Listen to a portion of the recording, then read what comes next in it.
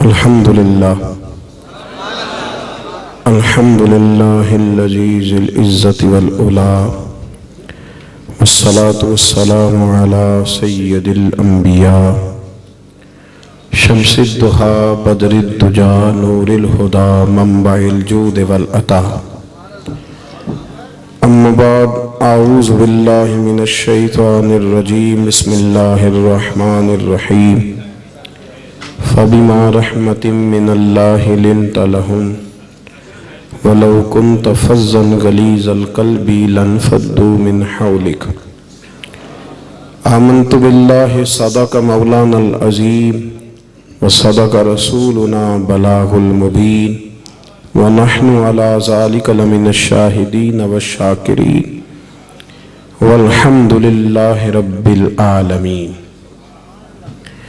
ان اللہ وملائکتہ یصلون علی النبی یا ایہا الذین آمنوا صلوا علیہ وسلموا تسلیما الصلاة والسلام علیک یا سیدی یا رسول اللہ وعلا آلک واصحابک یا سیدی یا حبیب اللہ۔ سارے حضرات درود شریف پڑھیے، سارے حضرات پڑھیے۔ الصلاة والسلام علیک یا سیدی یا نبی اللہ وعلا آلک واصحابک یا سیدی یا نور اللہ۔ اللہم صلی علی سیدنا و مولانا محمد معدن الجود والکرم وآلہ وصحبہ وبارک وسلم۔ تمام تعریفیں حمد و ثنا اللہ تبارک و تعالیٰ کے لیے، درود و سلام نبی اکرم نور مجسم شفیع معظم احمد مجتبیٰ جناب حضرت محمد مصطفیٰ صلی اللہ علیہ والا صفات کے لیے حمد و صلوات کے بعد عالی مرتبت علماء کرام، مشائخ عظام، سادات کرام، عزیز دوستو، قابل قدر بھائیوں، اصلاح انسانیت کے عنوان سے اس بزم نور کا انعقاد ہے۔ دعا فرمائیں اللہ تعالی ہم سب کو دین متین کے ساتھ دولت اخلاص نصیب فرمائے، ہر ریاکاری سے، ہر بناوٹ سے، ہر تصنع سے اللہ ہمیں محفوظ فرمائے۔ عزیز دوستو، قرآن پاک نے نبی کریم صلی اللہ تعالی علیہ وسلم کی تعریف مختلف جگہوں پر مختلف انداز میں فرمائی۔ جو مقام میں نے تلاوت کیا، اللہ کریم نے ارشاد فرمایا فَبِمَا رَحْمَةٍ مِّنَ اللَّهِ لِنْتَ لَهُمْ، فرمایا اے محبوب علیہ السلام، اللہ کی کیسی رحمت ہوئی کہ آپ اپنے غلاموں کے لیے نرم دل ہو گئے۔ وَلَوْ كُنْتَ فَظًّا غَلِيظَ الْقَلْبِ لَانفَضُّوا مِنْ حَوْلِكَ، فرمایا محبوب علیہ السلام اگر آپ سخت مزاج، سخت دل ہوتے تو بیچارے آپ کے پاس سے بکھر جاتے۔ اللہ نے خاص رحمت کی ہے کہ آپ اپنے غلاموں کے لیے نرم دل ہو گئے۔ کائنات ارضی پر جتنے بھی مسلح اور جتنے بھی لیڈر آئے، اور بہت سارے لوگ اب بھی اس کا دعویٰ کرتے ہیں، کچھ نہ کچھ تعلیمات انہوں نے بیان کی، کچھ نہ کچھ انہوں نے تذکرے کیے اچھی باتوں کے، لیکن نبی پاک صلی اللہ علیہ وسلم نے فرمایا میں اخلاق حسنہ کی تکمیل کرنے کے لیے دنیا میں آیا۔ یعنی اس سے اونچی اور اس سے اچھی بات کوئی کر ہی نہیں سکتا جو رسول کائنات نے بیان فرمائی ہے۔ یہاں ختم ہو گئے تمام اخلاق کے دائرے، کتنے کوئی بیان کر سکتا ہے۔ نبی کریم صلی اللہ تعالی علیہ وسلم نے اصلاح انسانیت کے لیے ایک بھرپور اور معمور کردار ادا فرمایا۔ کوئی ایسی چیز جو انسانیت کی کامیابی کے لیے باقی ہو اسے سرکار نے چھوڑا نہیں۔ سب سے پہلے انسان کی فلاح کے لیے، کامیابی کے لیے اس کے عقیدے کا ٹھیک ہونا بڑا ضروری ہوتا ہے۔ نبی پاک صلی اللہ تعالی علیہ وسلم عقائد پر خاص توجہ ارشاد فرماتے تھے، خاص توجہ، یہاں تک کہ سرور کائنات صلی اللہ تعالی علیہ وسلم کے صاحبزادے حضرت ابراہیم علیہ السلام کا وصال ہوا تو اسی دن سورج کو گرہن لگ گیا۔ آپ ذرا توجہ فرمائیں کہ بائی دا وے بھی کوئی بات ہو جائے تو لوگ اپنے کھاتے میں ڈال لیتے ہیں، اور جب سے یہ پیری مریدی کا رواج بڑا غلط سا شروع ہوا ہے تو لوگوں نے اس طرح کیا کہ نفسیاتی بوجھ ڈالا جاتا ہے، نفسیاتی. پیر صاحب ناراض ہو گئے تو کہیں تیری بھینس ہی نہ مر جائے، فلانا کام ہو گیا تو تیرا کام ہی سارا تباہ ہو. اتنا زیادہ نفسیاتی بوجھ ڈالا جاتا ہے کہ لوگ بیچارے الجھے ہوئے رہتے ہیں. نبی پاک صلی اللہ علیہ وسلم نا عقائد پر خاص توجہ فرماتے تھے کہ لوگوں کے نظریات پختہ رہیں. سرکار کے صاحبزادے کا وصال ہو گیا، اسی دن سورج کو گرہن لگ گیا. کچھ لوگوں کی زبان سے یہ بات نکلی کہ چونکہ آج حضور سید عالم علیہ السلام کے صاحبزادے کا وصال ہوا ہے اس لیے سورج کو گرہن ہو گیا. تو محبوب کریم صلی اللہ علیہ وسلم نے باقاعدہ لوگوں کو مسجد میں جمع فرمایا اور جمع کر کے سرکار نے فرمایا یہ سورج کے گرہن کا کسی انسان کی موت سے کوئی تعلق نہیں ہے، یہ اللہ کی حکمت ہے، یہ اس کی قدرت ہے. جب سورج گرہن لگے تو استغفار کیا کرو، اللہ کی بارگاہ میں سجدہ ریزی کیا کرو، اس کا اس چیز سے کوئی تعلق نہیں ہے. باقاعدہ سرکار نے خطبہ دے کے تاکہ کسی دل میں کوئی ابہام پیدا. حضرت عمر فاروق رضی اللہ تعالیٰ عنہ کے زمانہ مبارکہ میں بعض لوگوں نے یہ کہنا شروع کر دیا تھا کہ جتنی فتوحات ہو رہی ہیں یہ حضرت خالد بن ولید کی وجہ سے ہو رہی ہیں. آپ کا انتظام ماشاءاللہ مکمل ہے جی، اب تو بات آگے چلنے کو ہے، بس سب ٹھیک ہے ماشاءاللہ. اب آپ ہمیں موقع دیں تاکہ ہم کوئی بات کر سکیں آپ کے ساتھ. اور آپ بڑے پیارے ہیں، بڑے اچھے ہیں، بڑا خوبصورت بندوبست ہے، اللہ آپ کو اس کی جزا عطا فرمائے. اور ماشاءاللہ سب ٹھیک ہے. اور تصویر کا ویسے ثواب کوئی نہیں دین کے اندر. کبھی کسی عالم نے بتایا کہ ایک فوٹو کھینچو تو 10 نیکیاں ملتی ہیں. اتنا فرض کام تو نہیں ہے نا، جتنا ہے بس ٹھیک ہے، ضرورت کے لیے سے اتنا ہی رکھیں. اللہ تعالیٰ آپ کو جزائے خیر عطا فرمائے. یہ نہ ہو کہ ساری محفل پہ توجہ ہی فوٹو پہ رہ جائے اور فوٹو ہی باقی بچے. مہربانی کریں، اللہ آپ کو بہترین جزا دے. آپ میری بات پہ توجہ فرمائیے گا. حضرت عمر کے زمانے میں بعض لوگوں نے کہا کہ جتنی فتوحات ہو رہی ہیں یہ حضرت خالد بن ولید رضی اللہ تعالیٰ عنہ کی وجہ سے ہو رہی ہیں. اللہ والوں کی برکت ہوتی ہے. خود حدیث بخاری میں موجود ہے کہ کوئی صحابی، کوئی تابعی، کوئی تبع تابعی بھی جنگ میں جائے گا تو ان کی برکت سے اللہ فتح عطا کر دے گا. لیکن دین کو اس پر بند نہیں کیا جا سکتا. ہم تو اہل محبت ہیں، اولیاء اللہ صوفیاء کرام کی غلامی کے قائل، لیکن عقائد و نظریات کا نکھرا ہونا اور جو چیز جہاں ہے اس کا وہیں تک محدود رہنا یہ شریعت اسلامیہ کا طریقہ ہے. دین معتدل ہے نا، افراط و تفریط سے بچاتا ہے. حضرت خالد بن ولید کی وجہ سے فتح ہوتی ہے تو جناب عمر فاروق رضی اللہ تعالیٰ عنہ نے لوگوں سے کہا نہیں، فتح اس لیے ہوتی ہے کہ دین سچا ہے، اسلام سچا ہے، قرآن سچا ہے، اس لیے فتوحات ہوتی. لوگوں نے کہا نہیں جی، جس جنگ میں وہ جاتے اللہ کامیابی دیتا ہے. تو بعض لوگ مشروط کرنے لگے کامیابیاں حضرت خالد بن ولید کے ساتھ. حضرت عمر فاروق نے جناب سعد بن ابی وقاص رضی اللہ تعالیٰ عنہ کو ایک رکا دیا. حالانکہ جہاد بڑے نازک موڑ پہ تھا، قادسیہ کے ان علاقوں میں جنگ ہو رہی تھی جہاں بڑی شدت کے ساتھ غالی قسم کے اسلام کے دشمن رہتے تھے. آپ نے ایک رکا دے کے بھیجا، فرمایا خالد بن ولید سے کہو کہ آج کے بعد تم سپہ سالار نہیں ہو.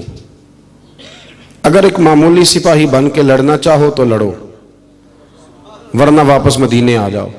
ہمارے ملک کے اندر اس طرح ہوتا ہے کہ 2-3 اوپر والے لوگوں کو چھوڑ کے اگر نیچے والا کوئی آدمی اوپر لا کے بٹھا دیا جائے تو وہ جو پیچھے والے ہوتے ہیں وہ ریزائن کر جاتے ہیں.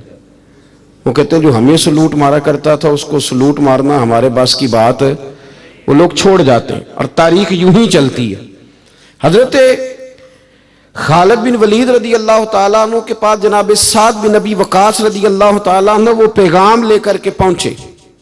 کہا امیر المومنین نے آپ کے نام یہ پیغام دیا ہے. حضرت خالد بن ولید نے رکا پڑھا، خط پڑھا تو اس پہ لکھا تھا کہ جناب اگر آپ ایک معمولی سپاہی کی حیثیت سے لڑنا چاہیں تو جہاد میں رہیں، اور اگر ایسا نہیں ہے تو پھر آپ واپس آ جائیں. اب ایک آدمی چیف آف آرمی سٹاف ہو اور اسے کور کمانڈر کے درجے پہ کیا بالکل ایک معمولی آپ سپاہی کہہ دیں، اس کے لیے بڑا مشکل ہوتا ہے. لیکن تب ہوتا ہے جب مقصود کچھ اور ہو، اور اگر مقصود اللہ رسول کی رضا ہو. جب وہ خط پڑھا گیا تو لوگ کہتے ہیں ہمارا ذہن یہ تھا کہ حضرت خالد بن ولید رضی اللہ تعالیٰ عنہ فوراً مدینے چلے جائیں گے، اب وہ لڑیں گے نہیں.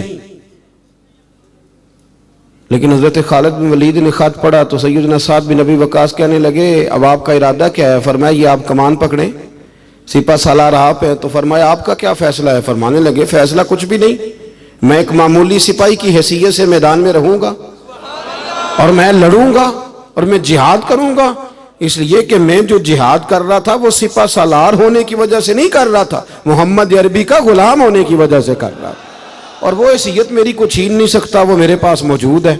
اب ایک نیا رخ اختیار کیا صحابہ کرام کے اس وزن نے، عقائد بڑے مضبوط رکھے۔ وہ اعلیٰ حضرت بریلوی رحمۃ اللہ تعالیٰ علیہ باہر کھڑے تھے، دروازے پہ تو ایک شخص آ گیا مانگنے والا۔ اس نے کہا اعلیٰ حضرت فاضل بریلوی رحمۃ اللہ علیہ سے کہ یا تو آپ 10 روپے دے ورنہ میں آپ کا مکان الٹ دوں گا۔ تو اعلیٰ حضرت فرمانے لگے تو 10 کے 20 مانگ پر مکان الٹنے والی بات غیر شرعی ہے، تو بلیک میل کر کے خیرات لینے آیا ہے، یہ کیا طریقہ ہوا؟ 10 کے 20 کہنے لگا جی میں نے الٹ دینی ہے۔ اس کے ساتھ ابھی گفتگو ہو رہی تھی کہ اعلیٰ حضرت کے چھوٹے صاحبزادے چھت پہ گھیل رہے تھے، حضور مفتی اعظم ہند مولانا مصطفیٰ رضا خان صاحب، ہم شبیہ غوث اعظم، اتنا بڑا درجہ اللہ نے دیا، 1.25 کروڑ آدمی ان کے دست مبارک پر بیعت تھا، اور بیعت ہونے والوں میں بڑے بڑے محدثین اور مفسرین شامل تھے۔ وہ چھوٹے تھے، ابھی 4-5 سال عمر تھی، تو دوسرے منزل کی اوپر والی چھت پہ کھیل رہے تھے۔ جب کہا نا کہ میں نہیں تجھے پیسے دیتا، تو شہزادے کا پاؤں وہاں سے پھسلا اور وہ اندر گر گئے۔ اب دوسری منزل سے گرے ہیں اور چھوٹے بچے گزرے ہیں۔ فاضل بریلوی رحمۃ اللہ علیہ کی والدہ موجود تھی، کہنے لگی احمد رضا تمہیں کہا تھا فقیروں سے نہ الجھو، دیکھا نا بچہ گر گیا ہے۔ تو بچہ سرکار کا اپنا فرمان موجود ہے کہ اولاد آدمی کو بزدل کر دیتی، لیکن اعلیٰ حضرت فاضل بریلوی فرمانے لگے اماں میرا بیٹا گر گیا ہے، میں تو اندر بھی نہیں آیا اسے دیکھنے، یہ میرا ایک پتر ہے، میرا ایک 1000 بھی ہو تو میں نبی پاک کی شریعت پہ قربان کر دوں گا، پر میں اس کی غلط بات ماننے کو تیار ہے۔ یہ لفظ آپ کی زبان سے نکلے تو شہزادے دوڑے ہوئے آئے، عرض کی ابا جی میں اوپر والی چھت سے گرا ہوں، میرے تو کپڑوں کو مٹی بھی کوئی نہیں لگی۔ عقائد کی مضبوطی حسن ہے، اس حسن کو قائم رکھیں۔ فلاح کے لیے سب سے ضروری یہ ہے کہ آپ کا کوئی نظریہ تو ہو۔ یہ کیا بات ہوئی کہ رسیوں سے ڈرنا، ہر چوتھے آدمی کو کالا جادو ہو گیا، ہر پانچواں آدمی آ کے کہتا ہے، اور بڑا کام چل رہا ہے عاملوں کا، انہوں نے تو اپنے بورڈ پہ وہ بیماریاں لکھوا دیا جو ابھی پیدا بھی نہیں ہوئی، ان کا بھی وہ علاج کراتے۔ خدا کا خوف کریں، اتنا تو نہیں جادو آسان کہ سبھی کو ہو گیا ہے۔ تو اب وہ فقیر صاحب جو تھے وہ پہلے تو بڑے مطمئن تھے کہ بچہ گر گیا ہے، چلو تکا لگ گیا ہے، لیکن اب جب شہزادے دوڑے آئے تو وہ پریشان ہوئے۔ فاضل بریلوی کو اللہ نے بڑی شان عطا فرمائی۔ اعلیٰ حضرت رحمۃ اللہ علیہ فرمانے لگے تو کہتا تھا مکان الٹ دوں گا۔ یہ بعض لوگ جو ہوتے ہیں یہ پورا قرآن و سنت پڑھنے والے بندے کو ایسے ہی سمجھتے ہیں، ایسے ہی سمجھتے ہیں، حد ہو گئی ہے بھائی۔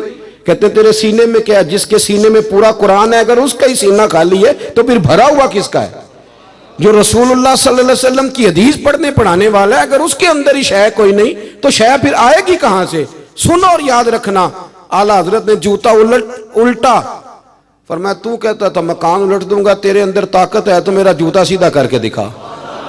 ایٹ سیٹ تے پکھڑا کوار گندل اسی اور بھی بوٹیاں جاننے ہیں، یہ کرنا سیدھا تیرا پتہ چلے، تیری فقیری کی سمجھ آئے کہ تو کتنا بڑا فقیر ہے۔ اس نے پورا زور لگایا پر جوتا سیدھا کر سکا؟ کیسے آقاؤں کا بندہ ہوں رضا، بول بالے میری سرکاروں کے۔ اب اعلیٰ حضرت رحمت اللہ علیہ نے جوتا خود سیدھا کیا اور جیب سے 10 روپے نکالے، فرمایا یہ پیسے لے جا، پر آج کے بعد جس سے مانگنا پر اپنا فقر دکھا کے مانگنا، کسی کو بلیک میل نہ کرنا، اس لیے کہ ہم مسلمان ہیں، ہمارا سب سے پہلا بھروسہ اپنے رب کی ذات پہ۔ اپنی زندگی کے اندر پہلے سب سے مضبوط نظریات۔ یار ابھی تک لوگ یہ کہہ رہے ہیں کہ بلی رستہ کاٹ جائے تو کام نہیں چلتا، لو بلی نے بھی تو سڑک سے گزرنا ہی ہے نا، وہ کدھر جائے گی بیچاری؟ یعنی ابھی تک لوگ کہتے ہیں کہ وہ سویرے میں نے خواب دیکھ لیا تو پتہ نہیں اب کیا بنے گا۔ بھائی آپ عجیب آدمی، وہ جی رات میں نے ڈراؤنا خواب دیکھا ہے، پیر صاحب کیا کریں؟ تو میں کہتا ہوں ڈرونی باتیں نہ سوچا کرو۔ آپ اگر دن میں کار چلائیں گے تو رات کو خواب میں بھی کار ہی آئے گی، یہ بالکل پکی بات ہے۔ لوگ پوچھتے ہیں کہ بزرگان دین کو، صوفیہ کرام کو، اولیاء عظام کو سرکار کی زیارت کیوں ہوتی تھی؟ تو میں نے کہا بڑی سادی سی بات ہے، جو سارا دن مصطفیٰ کے گیت گائے گا تو خواب میں بھی تو رسول پاک کی باتیں کرے گا نا، تو اس میں بعید کیا ہے؟ جو آدمی سارا دن کرتا ہے وہی خواب میں رات کو دیکھ لیتا ہے۔ پہلی بات اپنے عقائد، اور دوسری بات یہ کہ ہمارے ہاں نا آہستہ آہستہ غلطی تسلیم نہ کرنے کا رواج بڑا عروج پکڑ رہا ہے۔ ہم ڈٹے ہوئے لوگ ہیں، سرکار نے فلاح انسانیت کے لیے جو دوسرا کام کیا نا، وہ لوگوں کو احساس دلایا ہے کہ اگر غلطی ہو جائے تو تم نے بندوں کے سامنے اپنے آپ کو کلیئر نہیں کرنا، تم نے تو رب کے سامنے اپنے آپ کو کلیئر کرنا ہے، اللہ کے سامنے تم نے بچنا ہے کہ میرا گناہ معاف۔ اور حضور احساس پیدا کرتے تھے۔ بخاری شریف میں قبیلہ غامدیہ کی اس عورت کا تذکرہ موجود ہے جو خود آئی تھی، کوئی گرفتار کر کے نہیں لایا تھا، از خود آئی۔ احساس پیدا ہو گیا نا گناہ کا۔ یہاں بہت ساری غلطیاں کر کے بھی لوگ جب اپنی بات کرتے ہیں تو کہتے ہیں کبھی یاد تو نہیں کسی کے ساتھ زیادتی کی ہو، یاد تو نہیں کبھی کسی کا، بھئی آپ نے اتنے بڑے ولی ہونے کا دعویٰ کر دیا۔ انسان تو انسان رہتا ہے۔ بڑے بڑے لوگ کہہ گئے کہ یا اللہ اگر انجانے میں بھی بھول گئے ہیں تو ہم سے درگزر فرما، لیکن جب ہم تیار ہی نہیں ماننے کو۔ حضرت انس بن مالک کہتے ہیں وہ خاتون آئی، کوئی پکڑ کے نہیں لایا، کسی 14 دنوں کے ریمانڈ پہ نہیں اسے منوایا گیا، اسے وہ خود بخود آئی، اور کریم محبوب علیہ السلام کے سامنے جب وہ کھڑی ہوئی تو اتنے درد سے میں نے کم لوگ روتے دیکھے ہیں جس درد سے وہ روئی۔ عرض کرنے لگی حضور میں غلطی کر بیٹھی ہوں، مجھ سے زنا ہو گیا، مجھے پاک کر دے۔ تو محبوب کریم علیہ السلام نے فرمایا تو کیسے ثابت کرے گی تو نے گناہ کیا؟ یعنی مجرم کو ثابت کرنا پڑ رہا ہے کہ میں گناہ گار۔ یہ وہ کمال ہے کہ انسانوں کو احساس ہونے لگے کہ یہاں ہم غلط ہیں۔ جب اعتراف جرم ہوتا ہے، جب بیماری کی تشخیص ہوتی ہے تو پھر اس کا علاج بھی ہو جاتا ہے۔ حضرت انس بن مالک کہتے ہیں وہ عرض کرنے لگی حضور میرے پیٹ میں ناجائز بچہ ہے۔ حضور نے فرمایا جا جب بچہ پیدا ہو تو پھر آنا۔ وہ 8 ماہ کے بعد آئی تو اس کی گود میں پھول سا بچہ تھا۔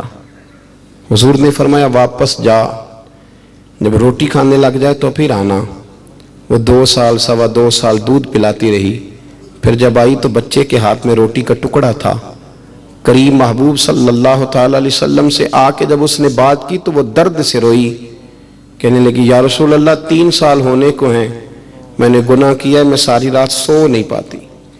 حضور تڑپتی، اگر اس حال میں مر گئی تو اپنے رب کو کیا منہ دکھاؤں، مجھے پاک کر دے، میرے حال پہ رحم فرمائے۔ محبوب کریم صلی اللہ علیہ وسلم نے بچہ ایک صحابی کو دیا، فرمایا بچوں کی طرح پالنا، اور کہا اسے لے جاؤ، پتھر مار مار کے اسے سنسار کر دو۔ صحابہ کہتے ہیں اسے پتھر لگ رہے تھے اور حضور بیچانی کے ساتھ ٹہل رہے تھے۔ آ کے خبر دی حضور وہ تو وصال کر گئی، انتقال ہو گیا۔ فرمایا یہاں تک تو بات اس کی تھی۔ حضرت انس بن مالک کہتے اب محبوب کریم نے صحابیات سے فرمایا اسے غسل دو، کفن پہناؤ، جنازہ تیار ہو جائے تو مجھے خبر کرنا۔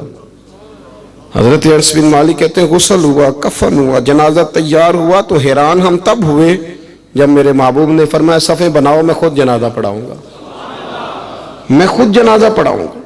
اور سرکار نے جنازہ پڑھایا تو ایک شخص کی زبان سے نکلا حضور اس ملعون کا معاذ اللہ جنازہ جس نے ناجائز بچہ جنا، اس کے لیے آپ دعا کر رہے ہیں، جنازہ پڑھا۔ حضور فرمانے لگے خاموش ہو جاؤ، تم نے گناہ دیکھا ہے اس کا احساس نہیں دیکھا، تم نے غلطی دیکھی ہے لیکن اس کی توبہ کا انداز نہیں دیکھا۔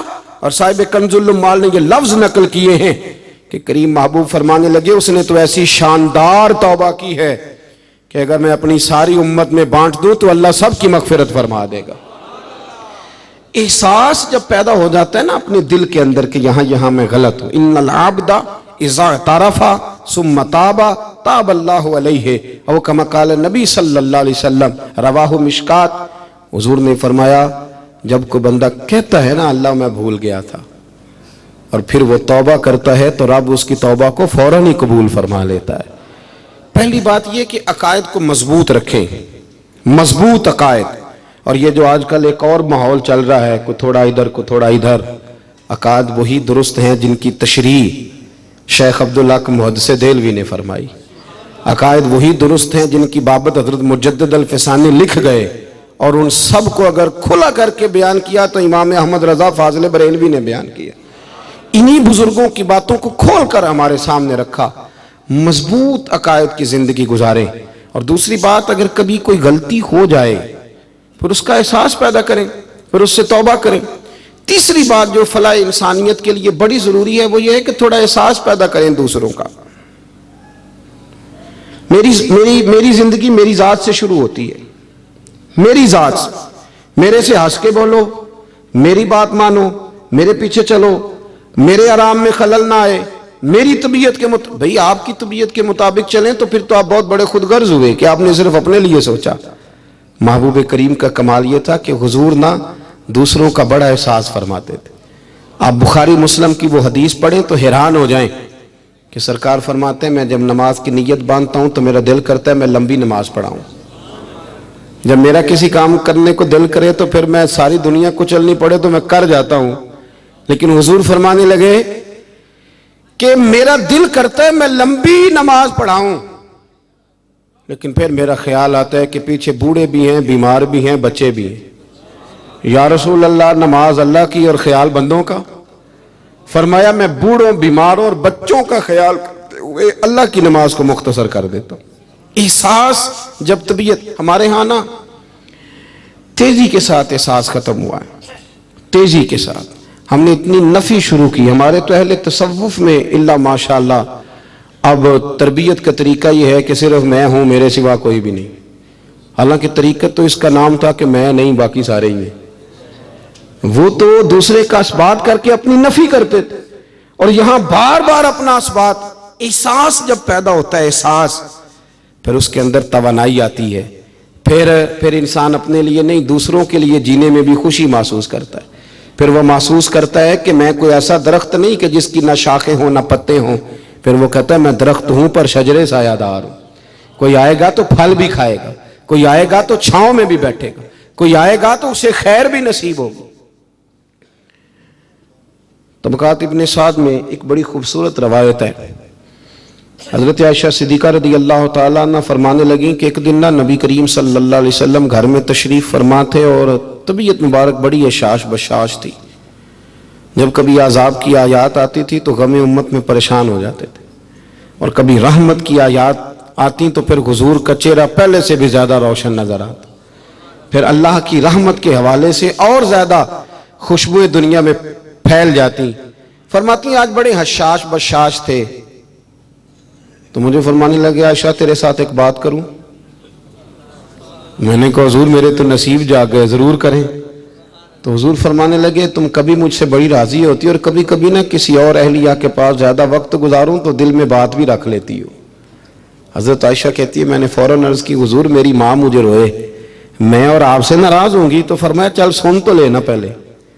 یہ احساس کی شدت اس کو ملاحظہ فرمائی. میں سن تو صحیح. یا رسول اللہ صلی اللہ علیہ وسلم حکم فرمائے. تو محبوب کریم صلی اللہ علیہ وسلم فرمانے لگے عائشہ تم کبھی کبھی قسم اٹھاتی ہو، اور جب تمہارے دل میں میرے بارے میں کوئی بات ہونا تو پتہ کس طرح قسم اٹھاتی ہو. تم کہتی ہو مجھے حضرت ابراہیم علیہ السلام کے رب کی قسم ہو، اور جب مجھ سے راضی ہوتی ہو تو پھر کہتی ہو مجھے محمد عربی کے رب کی قسم ہو صلی اللہ علیہ وسلم. حضرت عائشہ صدیقہ کہتی ہیں سرکار نے بات کی تو میں آنکھوں سے رو رہی تھی اور لبوں سے ہنس رہی تھی، اور میں عرض کر رہی تھی یا رسول اللہ آپ اتنا زیادہ خیال فرماتے ہیں. جملوں کا خیال، احساس کہ کوئی کیا سوچتا ہے کیا کہتا ہے. ہمارے اندر تیزی سے وہ چیز، گھروں کے اندر پوری جنگ لگ جاتی ہے، اماں جی کی اور بیگم صاحبہ کی پوری جنگ، اور دونوں نے جیتنا ہے. اس کے اندر اب پتہ نہیں بیچارہ ہارے گا کون، ان دونوں کو جیتنا ہے. مساجد میں جنگ لگ جاتی ہے. میں تھوڑے دن پہلے میں نے دوستوں سے کہا تھا، میں نے کہا یہ جو مسجد کا صدر بناتے ہو نا اس کا نام صدر نہ رکھو، کوئی اور رکھ لو. اس لیے کہ صدر تو سب سے بڑا آئینی عہدہ ہے، تو جب آپ صدر ہی کہہ دیتے ہیں پھر اس بیچارے کا دل کرتا ہے کبھی اسمبلیاں ٹوٹنی بھی چاہیے، کوئی تبدیلی بھی ہونی چاہیے. آپ درجہ ہی بڑا اونچا دے دیتے تو پریشان ہو جاتا ہے. اندر رٹا بن جاتا ہے. ہمارے ہاں عہدوں کی جنگ ہے، لڑائی ہے. مسئلہ صرف یہ ہے کہ احساس نہیں. اگر احساس ہونے لگے پھر شوق بیدار ہوتا ہے، پھر انسان کسی کو کچھ دے کے راضی ہوتا ہے. پھر اس کا حضرت حذیفہ بن یمان رضی اللہ تعالیٰ عنہ فرماتے ہیں، یہ حدیث امام غزالی لائے اور اپنی سند کے ساتھ لائے. حضرت حذیفہ بن یمان رضی اللہ تعالیٰ عنہ فرماتے ہیں میں نبی پاک صلی اللہ علیہ وسلم کے ساتھ ایک سفر میں تھا، گرمی بڑی شدید تھی. ایک جگہ پہ باغ نظر آیا تو تھوڑا سا سستانے کے لیے سرکار اس باغ کو برکت دینے کے لیے تشریف فرما ہوئے تو سامنے کنواں بھی نظر آیا. تو تبا مبارک چاہی کہ غسل ہی نہ کر لیا جائے کہتے ہیں حضور سید عالم علیہ السلام کنویں کے قریب چلے گئے غسل فرمانے کے لیے، تو کپڑوں سمیت سرکار غسل فرما رہے تھے، پھر بھی مجھے فرمایا کہ ذرا چادر تان کے نہیں کھڑے ہو جاتے؟ یہ نا زیادہ شرم والا ہوتا ہے کھلا لباس، اس میں زیادہ احساس ہوتا ہے۔ یہ گرمیاں آتی ہیں نا تو سمجھدار آدمی بھی خالی بنیان میں گھومنے لگتا ہے، سیاںا بندہ بھی اچھا نہیں لگتا، تہذیب کے مطابق نہیں۔ ہماری وزاداری جو ہوتی ہے وہ باہر نہیں، گھر کے اندر بھی ضروری ہوتی، بیٹیاں ہیں، بہنیں ہیں گھر کے اندر، بڑا اچھا رویہ انسان کا ہو تاکہ خوبصورتیاں اور خوشبوئیں بکھریں۔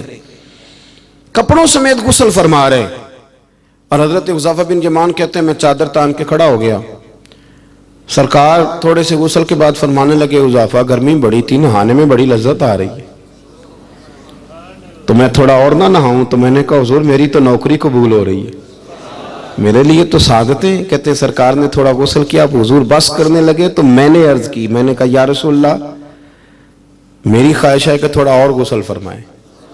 سرکار نے تھوڑا اور غسل کیا، میں نے کہا حضور اور کریں۔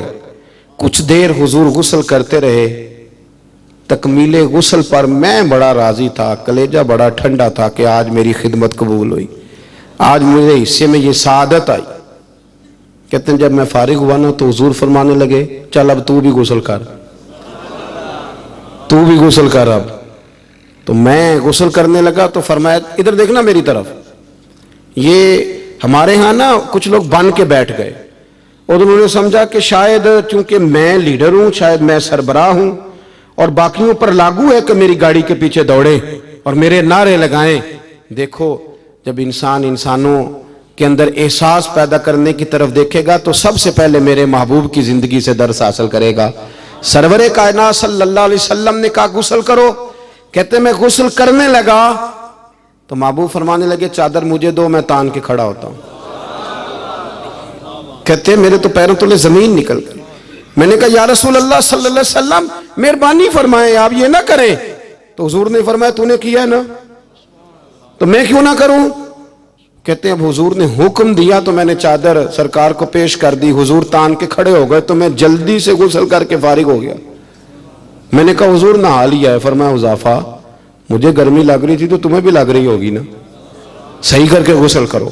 کہتے ہیں میں غسل کر چکا، یارو ذرا اس کی لذت تو محسوس کر لو۔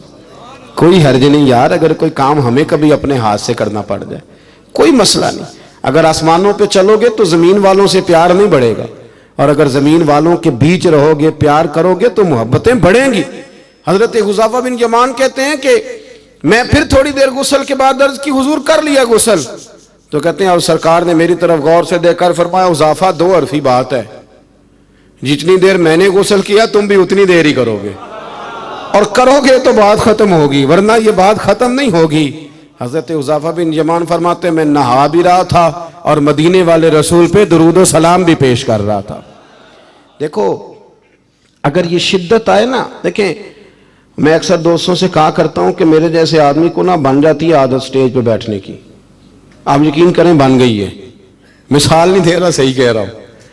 اب کئی دفعہ ایسے ہوتا ہے کہ بہت ساری محافل میں نا چاہیے نا بندہ پیچھے بیٹھ جائے، لیکن وہ ایسی جو نجی جو اساتذہ کی ہیں، جو بزرگوں کی ہیں، جن میں بڑے بیٹھے، ان میں بھی کئی دفعہ شک ہونے لگتا ہے کہ آگے ہی جانا ہے، حالانکہ نہیں جانا۔ اور کئی ایسے چودھری صاحب، پیر صاحب، صوفی صاحب ہوتے ہیں جو گردن اٹھا اٹھا کے نقیب محفل کو دکھاتے ہیں کہ میں آ گیا ہوں، کر لے اعلان کسی طریقے سے، پھر آپ تنگ ہوتے ہیں۔ پھر دیکھیں نا اس محفل کا بھلا مہمان خصوصی میں تو نہیں، اس میں محفل کے تو مہمان خصوصی وہ ہیں جنہوں نے یہاں جھاڑو دیا ہے، جنہوں نے لوگوں کو دعوت دی ہے، اور جو بیٹھ کے دائیں بائیں دیکھ کے بڑے راضی ہو رہے ہیں دل ہی دل میں کہ دیکھا ہماری محفل کتنی کامیاب ہوئی، ذوق پیدا ہو رہا ہے، شوق پیدا ہو رہا ہے۔ ہم اگر احساس کرنے لگے، تھوڑا سا بیچ رہنے لگے لوگوں کے، حسن پیدا ہوگا، پیار بڑھے گا، بھائی کے ساتھ رشتہ مضبوط ہوگا، دوستوں کے ساتھ تعلق مضبوط ہوگا۔ یہ جو ملازم چھوڑ کے چلا جاتا ہے نا، اس کو 5,000 زیادہ ملتا ہے تو نکل جاتا ہے، اس کی وجہ یہ تھی کہ آپ کا اس کے ساتھ رشتہ مضبوط نہیں تھا۔ اگر تعلق مضبوط ہو جائے، مولا علی شیر خدا، مولا کائنات حضرت مولا علی شیر خدا کرم اللہ تعالی وجہ الکریم کا خادم کہتا ہے مجھے ایک دن فرمانے لگے، یعنی خادم کو، غلام کو فرمانے لگے یار کپڑے تیرے بھی پرانے ہو گئے ہیں تو میرے بھی ہو گئے، چل خریداری کرنے نہ چلیں۔ کہتے مجھے لے گئے بازار اور 2 جوڑے حضرت علی نے خریدے، ایک خاصا مہنگا تھا ایک سستا تھا۔ میں سمجھ گیا کہ مہنگا آقا کا ہے اور سستا غلام کا ہے۔ کہتے ہیں وہ تھیلے میں ڈالے، اٹھانے میں نے تھے، میں نے وہ اٹھائے اور میں چلنے لگا۔ کہتے ہیں جب وہ چوک آیا نا جہاں سے مولا کائنات شیر خدا کرم اللہ تعالی وجہہ الکریم نے اپنے حجرہ نور میں جانا تھا اور میں نے اپنے گھر میں جانا تھا، تو حضرت مولا علی شیر خدا فرمانے لگے لا بھی بیٹا میرے والا سوٹ مجھے دے دے۔ تو بالکل طے شدہ بات تھی، میں نے وہ مہنگا جوڑا نکالا اور حضرت علی کی طرف بڑھایا تو حضرت علی فرمانے لگے یہ تو نہیں میرا تو وہ دوسرا ہے۔ تو وہ شخص کہتا ہے میں نے ایک فلسفہ بیان کیا، میں نے ایک علت بیان کی، ایک لاجک بیان کی۔ میں نے کہا حضور یہ آپ رکھیں اور یہ جو سستا ہے یہ میں رکھتا ہوں۔ فرمایا وجہ؟ کہنے لگا حضور وجہ بڑی سادی سی ہے، ایک پورا فلسفہ اس کے پیچھے، اور فلسفہ یہ ہے کہ آپ آقا ہیں اور میں غلام ہوں، تو آقا مہنگا پہنے اور غلام سستا پہنے۔ تو حضرت علی وہ والے عالم ہیں جن کو علم بھی مدینے والے رسول نے عطا فرمایا ہے۔ تو آپ حکم بھی کر سکتے تھے کہ نہیں تو لا میں نے وہی پہننا ہے، حکم بھی کر سکتے تھے، لیکن اس نے دلیل دی تھی نا، تو پہلے اس کی دلیل کو توڑنا ضروری تھا۔ حضرت علی کہنے لگے فلسفہ ہی تو نے بیان کرنا ہے تو اپنے والا نہ کر، تو میرے والا کر۔ اس نے کہا حضور کیا مانا؟ آپ فرمانے لگے تو کہہ رہا ہے کہ مہنگا جوڑا میں پہنوں گا اور سستا جو ہے وہ تو پہنے گا۔ فرمانے لگے تو نے یہ دلیل بیان کی ہے کہ میں آقا ہوں تو غلام ہے، تو فرمایا تو میرے والی علت لینا۔ حضور وہ کیا؟ آپ فرمانے لگے تو پہن مہنگا اور میں پہنتا ہوں سستا، دلیل یہ ہے کہ تو جوان ہے اور میں بوڑھا ہوں، تو جوانوں کو پہننے چاہیے مہنگے کپڑے، بوڑھوں کا تو سستوں سے بھی گزارا ہو جاتا ہے۔ تو وہ خادم کہتا ہے میں لاجواب ہو گیا، اور پھر وہ قیمتی جوڑا مجھے دے گئے اور سستا جوڑا وہ لے گئے۔ کہتے شیر خدا تو چلے گئے، لیکن ساری زندگی میں سوچتا رہا کہ کائنات میں دوبارہ ایسے لوگ دنیا میں آئیں گے صحیح، یہ ملیں گے صحیح۔ احساس کی جب شدت ہوتی، اب یقین کریں اس ملک کے اندر 2 چیزیں اتنی شدت سے عام ہوئی ہیں، اتنی شدت سے، ایک پروٹوکول، ایک وی آئی پی کلچر۔ ان دونوں چیزوں نے بہت سارے لوگوں کو پیچھے کر دیا۔ اب تو بہت سارے غریب ایسے ہیں جو بیچارے قریب ہی نہیں آتے، وہ کہتے ہیں نہیں میرے والا کام ہی نہیں، وہ پیچھے، وہ شہرت سے بچنے والا پیچھے رہتا ہے، اور میرا جی چاہتا ہے ساری غزلیں اس ظالم کے نام کریں۔ کچھ لوگ بیچارے بالکل پیچھے ہو گئے، مایوس ہو گئے۔ وہ کبھی حکومت بدلتی ہے تو ان سے کہا جائے نا حکومت بدل گئی ہے، تو وہ 2 حرفی بات کرتے ہیں، کہتے ہیں جو مرضی آ جائے ہم نے تو محنت کر کے کھانا ہے، صبح کام پہ جائیں گے تو شام کو روٹی کھائیں گے۔ وہ بہت سارے نظام سے دیکھیں نا، یہ سیاسی تبصرے وہ بندہ کرتا ہے جو روٹی پیٹ بھر کے کھاتا ہے، اور جس بیچارے کو پتہ ہے نا کہ جو گھی صبح لایا تھا وہ ختم ہو گیا ہے، اور صبح بچوں نے ناشتے کے لیے جب پراٹھے مانگنے ہیں تو گھی کوئی نہیں، تو وہ پھر سیاسی تبصرے نہیں کرتا، وہ تو تکلیف میں۔ اللہ کے محبوب صلی اللہ علیہ وسلم نے نا احساس کی دولت تقسیم کی تھی۔ مسند امام احمد بن حنبل میں حدیث ہے، حضرت بلال حبشی رضی اللہ تعالیٰ عنہ فرماتے ہیں میں نے عصر کی نماز کی اقامت پڑھ دی تھی، ایک بدو آیا، ایک یہودی کا غلام، کہنے لگا یا رسول اللہ صلی اللہ علیہ وسلم میں بڑی مشکل میں ہوں، اگر آپ میرے ساتھ چلیں، میرا چھوٹا سا کام کر دیں تو میری وہ مشکل آسان ہو جائے گی۔ سیدنا بلال حبشی فرماتے ہیں نبی کریم نے نمازیوں سے فرمایا اقامت ہو چکی تھی، فرمایا تم بیٹھ جاؤ، میں ذرا اس بدو کا کام کر کے آتا ہوں، تم ذرا بیٹھو، میں صرف اشارے کرتا ہوں۔ آپ کو ملے گا کہ حضرت جابر ابن عبداللہ کا قرضہ اتارنا تھا تو سرکار کھیت تک گئے اور باقاعدہ سفارش کی ان کی۔ اب تو لوگ کہتے ہیں نا جب تک وہ خدمت کر رہا ہے تو تب تک وہ خدمت گزار ہے، کہیں الجھ جائے تو کہتے ہیں اس کا ذاتی مسئلہ ہے، اور میں ذاتی معاملات میں مداخلت نہیں کرتا۔ تو میاں جب آپ کے پاس تھا، آپ کا ورکر تھا، تب ذاتی مسئلہ کیوں نہیں تھا؟ اب وہ الجھ گیا ہے تو ذاتی مسئلہ ہے۔ ایک عورت رو رہی تھی تو سرکار سفارش کے لیے اس کے ساتھ نہیں چلے گئے تھے کہ میری مالکن مجھے مارے گی؟ آپ کتب حدیث، کتب سیرت کو پڑھیں، یہی وجہ تھی کہ حضور کے غلاموں میں وہ درد آیا، بڑے زور شور سے آیا۔ امیر المومنین سیدنا فاروق اعظم رضی اللہ تعالیٰ، اس شخص کا آپ جاہ و جلال دیکھیں نا تو کسرا کا بادشاہ کہتا ہے عمر ملنا ہے، تو عمر فرماتے ہیں میرے پاس وقت نہیں، میں نہیں ملتا۔ مجھے کیا ضرورت ہے کسی کی، یہ جاہ و جلال ہے۔ اور انسانیت کی خدمت کا جذبہ کیا ہے؟ چہرے پہ نقاب اوڑھ کے رات کو گھوم رہے ہیں، سامنے ایک خیمہ نظر آ گیا، سیدنا فاروق اعظم قریب گئے تو ایک آدمی خیمے میں ہے اور بڑی پریشانی میں ہے، اندر سے نکلتا ہے پھر اندر جاتا ہے۔ فرمایا خیریت ہے؟ کہنے لگا بڑی دور سے آیا ہوں، امیر المومنین سے ملنا تھا، رات ہو گئی یہیں، میری بیوی کہ ہاں ولادت ہونی ہے اور وقت قریب آ گیا، وہ تکلیف میں، تو یہیں خیمہ لگا کے میں نے بٹھا لیا ہے۔ تو غلام آپ کون ہیں؟ تو حضرت عمر کہنے لگے تو مجھے چھوڑ میں ابھی آیا۔ گھر گئے حضرت عمر، توجہ ہے میری بات پر؟ بس سمیٹنے لگا ہوں۔ گھر گئے اور خاتون اول سے کہا، ملکہ سے کہا، اپنی اہلیہ سے فرمایا، فرمانے لگے کوئی نیکی کمانے کا ارادہ ہے؟ وہ کہنے لگی بڑا ارادہ ہے۔ تو کہنے لگے پھر بچے کی ولادت کے لیے جن چیزوں کی حاجت ہوتی ہے وہ ساتھ لے لو۔ میں آپ کو اس شخص کی بات بتا رہا ہوں جو 24 لاکھ مربع میل کا حکمران ہے، جس کے نعرے سے لوگ کانپ جاتے ہیں، لیکن وہ اصول اپنی جگہ پہ اور انسانوں کا پیار اپنی جگہ پہ۔ حضرت عمر نے اپنی اہلیہ کو ساتھ لیا، انہوں نے کہا کچھ چنے لے لیں، کچھ جو ہے وہ گھی لے لیں، کچھ سرکہ لے لیں، اور آپ یہ ساری چیزیں ڈال کے تو پکائیں۔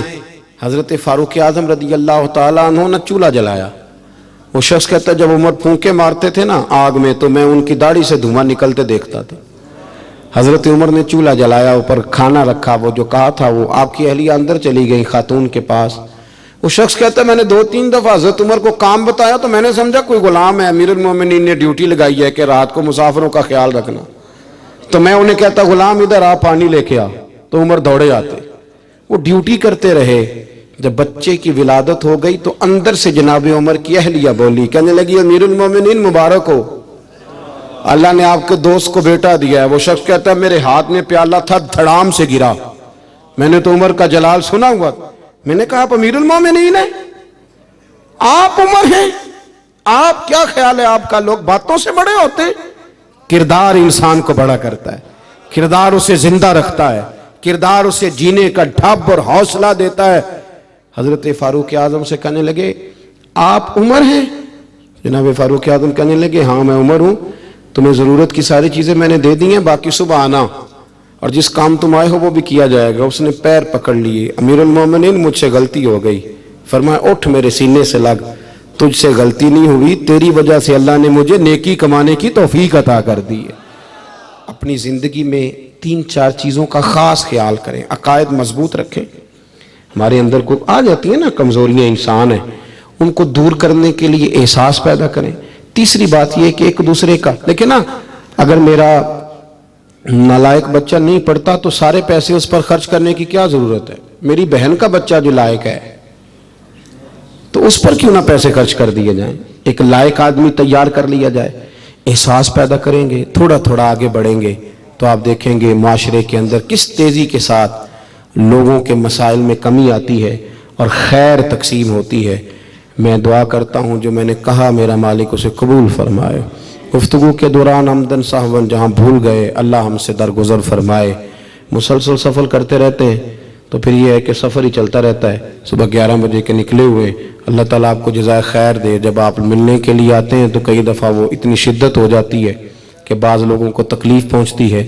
اسی پر انشاءاللہ اجازت لیں گے، اللہ نے موقع دیا، پھر ملاقات ہوگی۔ آخر دعوانا ان الحمدللہ رب العالمین۔ اللہم صلی علی سیدنا مولانا محمد معدن الجود والکرم وآلہ وبارک وسلم۔